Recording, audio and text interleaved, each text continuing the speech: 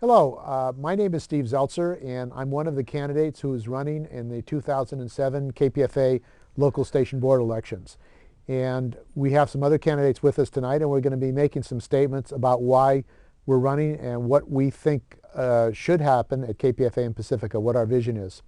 I believe KPFA and Pacifica need to reach out to the millions of people in this country who are looking for alternative voices, who want to break the information blockade that is put up by corporate media. And I think that KPFA has an important role to play in that. We need to do more live programming at KPFA of events in the Bay Area and nationally. The events in Gina could have been an important vehicle to reach people in this country who wanted to hear what was going on. Unfortunately, we didn't see that on KPFA. And there was a mass demonstration against the war in Washington, D.C. 100,000 people attended, and we had to look at C-SPAN to find out what was going on that day. With new technology, telecommunication technology, it is possible to reach out to have more community reporting, to have news bureaus in the South Bay, in the North Bay, in Fresno, and Sacramento. I believe also that we need more transparency at KPFA. They have a budget of $4.5 million, and I think that we need to have more community programming with that money, and we have to have more programs. We could have a program on housing, the issue of housing and tenants. We could have a program on computers. There are many issues that need to be covered, and the voices have to be heard, and that's why I'm running as a candidate for the KPFA election with Voices for Justice Slate. And I hope you vote for me. I've been doing labor media, labor video for many years, and also am in favor of more labor programming at KPFA. And our next candidate is Carl Bryant, and Carl will talk about why he is running for the election in KPFA. Good evening. My name is Carl Bryant. I am a letter carrier for the United States Postal Workers. I'm also a television producer. I produce a television program here at the Community Access Television, Channel 29, called Letter Carriers Today, and I also produce live programming that happens the second and fourth Tuesdays of every month from 6 to 6:30, and that's called Union Buzz. As a producer of live television and pre-recorded television, I'd like to say that I'd like to be involved in radio also, specifically KPFA. I'd really like to be involved because we did start a program there called the Labor Collective, which was very, very, how can I say, innovative. It was very, very insightful. It got, I think it was an award-winning labor program because most of the programming that we did do with the Labor Collective was on the spot, live, and they were with the workers, not with the leaders of the workers or the bosses of the workers. It was with the workers. We got very in-depth with the workers, and the programming was very new to KPFA. Now, what happened to the Labor Collective at KPFA was something that should have been brought out and was brought out on KPFA. The fact that the Labor Collective was kicked out of KPFA. We were totally kicked out of KPFA because the staff at KPFA, the paid staff at KPFA, did not like the people on the Labor Collective because we were workers. We were raw, we were fresh, we were new, and we were innovative with our programming. And I feel the KPFA staff, and Pacifica Radio was not prepared for what the broadcast we were putting out. These broadcasts that we were putting out from the workers was very important, very critical, and it was innovative, and it gave the workers a lot of information. And that's what I want to keep doing if I'm elected to the, as a candidate. If I'm elected to the LSB board, then that's what I would like to see continued. I'd also like to make sure that the Labor Collective came back to KPFA. I'd like to make some changes in the staffing and in the staffing at Pacifica. There need to be changes because this radio programming has not been appropriate for, say, Berkeley and San Francisco. It hasn't been given the information that workers need. it hasn't been very, how can I say it, innovative enough to keep people who need information listening to the radio station. And I'm sure with our kind of program, with the labor collective programming, with programming that I would like to see done, it would get more. We would get more listeners, and it would be a better radio station for all the people in the Bay Area, including Berkeley.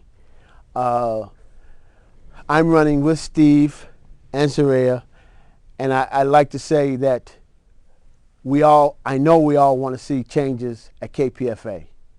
I'm sure we want to see changes. And those changes are going to be the same changes that the Labor Collective brought to KPFA. Thank you, Carl. Our next candidate for the KPFA board is Sureya Sayadi. Welcome to the show, Sureya. Thank you. Hello, I'm Sureya Sayadi, and I'm running for the LSB board for KPFA. And I'm running as a candidate for this board position because I feel I could make changes.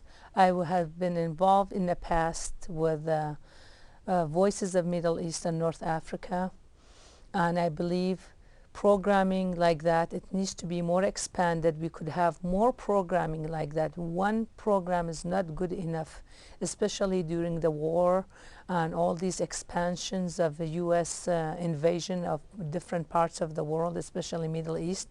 We need more coverage, in-depth coverage, both of the people down there, and we have the resources. I believe we know enough people. I myself know many other people. I'm an activist. So it's possible to have more programming like that. And I was involved with putting a proposal together for the 1 hour show for women's program. But sadly, it didn't happen to involve all the people. And I would like to see more of that about women's issue, especially young girls. And I like the youth programming to come back and involve more young girls to start looking into the issues that's facing women, especially in Middle East nowadays with all this fundamentalism going on. And the other thing I like really to see is about workers and health care, what's going on with our health care, but to have more from the community, what community wants. And KPFA, I think it's a very great medium because of all these other institutions that are very corporation-like, so we need to have more community live programming. Like I just went down with 5 young students from Berkeley High to Jena, Louisiana. Things like this need to be covered, and these young girls, they could be activated, they could help and do programming and do things. These are the things I'm interested in, to bring back more democracy to KPFA and to have more community involved and have more live shows, as I said before. And I think with the slate I'm running, we have much to offer. And from our other colleague is Cece Campbell, and she has a lot to offer. And the other thing I really like to do, to have a radio program which connects our KPFA and Pacifica to like New Orleans, to have all these things. And we went to New Orleans too, and really many reporting needs to be done. People are hungry down there. When I was talking to them, they want to say what's happening to them. And these are the programming I'm really interested in doing. And I really appreciate it if you could vote for me. Thank you. Thank you. Well, one of the issues that our slate is campaigning around is to support the establishment of a Pacifica station in New Orleans. And a resolution which was submitted and passed by the KPFA board did not go to the Pacifica board, as far as I know, and it hasn't been acted on. But I think it's critical that the people of New Orleans and Katrina have a radio station. And this is something that we could get broad support on in the United States among working people, among black people, among trade unions, to get a voice for the people in New Orleans. And I think that one of the problems at the stations at Pacifica, not just KPFA, is that they're just focused on their own station and what they're doing locally. And I think we have to break out of that. I mean, we have to see the stations not as a place where you just have the regular programs and the same old programs all the time, but as stations for voices of struggles that are going on, of music, of culture, but also building up a movement, a media movement, that voices give a voice to the people of this country. And the people of New Orleans, the people of Katrina have an incredible amount of information, stories to tell for not just the people of New Orleans, but the people of the world. And that's why one of the points in our slate is to establish a station in New Orleans for the Katrina region. The other thing is that one of the requirements of board members and the board, the KPFA local station board, is they have a community meeting once every 6 months. Well, since the last election at KPFA, this board, under the leadership of Concerned Listeners, which is one of the slates that won control of the board, has not had one community meeting. This is unacceptable. The listeners, the members of KPFA and Pacifica have a right to have a community meeting to give their views of what they think the station should be doing, good or bad, how they can use new technology. These are all issues that need to be addressed by the supporters of KPFA and Pacifica. And I think we have to make it a vital station. And as others have said, why is listenership dropping off at KPFA? In the state that this country is in, with the deep crisis that we have with the war, with housing issues, with racism, with Gina, with all these issues, why are our listeners dropping away from KPFA? We believe that it is because of a problem of programming. It's a problem of getting new programming, and it's a problem of transforming KPFA into a real exciting vehicle for new programming and getting the voices out. And that's why I think these are some of the issues that we're addressing. Right. And I think that is the issue that we're addressing, and the fact that the paid staff at KPFA has they're hunkered down, as our president would say, and what they're doing is they're fighting everybody and maintaining the control of KPFA. And that's one thing that needs to change. That needs to be more innovative and fresh thinking minds at KPFA. I think the minds that are there right now are stale, and they want to maintain control, and they don't want to give up any control. They don't want to hear what the community and the workers and people around the world have to say.